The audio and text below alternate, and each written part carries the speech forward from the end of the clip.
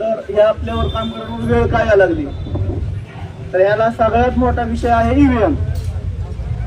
कुणीही मतदान करत नाही, काय नाही. आज तुम्ही प्रत्येक खेड्यापाड्यात जावा, सगळीकडे जावा, सगळे सांगतात आम्ही बीजेपी मतदान करत नाहीये. पण बीजेपी मतदान करत नाही निवडून काय येते. तर आमचं बामसेपाट जवळपास 10-15 वर्ष झालं सांगतोय, सुप्रीम कोर्टाने निकाल दिले की ईव्हीएम मध्ये गडबडी होती. पूर्ण सांगितलं असताना देखील आता राजकीय पार्टी म्हणा लागली.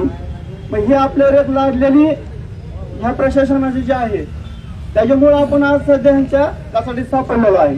तर सगळ्यांचे एवढे म्हणजे हाल चालू केले, सगळीकडे जिकडे बघाल तिकडे खासगीकरण.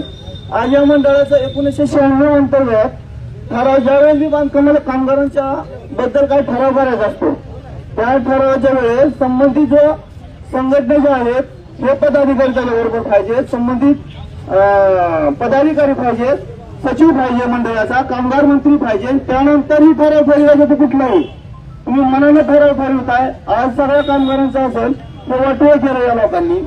मग ह्याला एकच आहे पर्याय, बहुजनांनी सगळ्यांनी एकत्र यावं, एकत्र लढावं आणि इथून पुढे मोठी मोठी आंदोलनं करून ही घेण्याची काय तरी सरकार आहे हे काय असं मानणार नाहीये.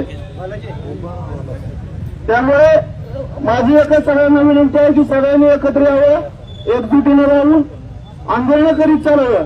त्याशिवाय कुठलेही आपले प्रश्न मार्गी लागणार नाहीयेत. आज आमच्या संघटनेच्या वतीनं, राष्ट्रीय महिला संघटनेच्या वतीनं आयतर या संघटनेला आमच्या पाठिंबा आहे.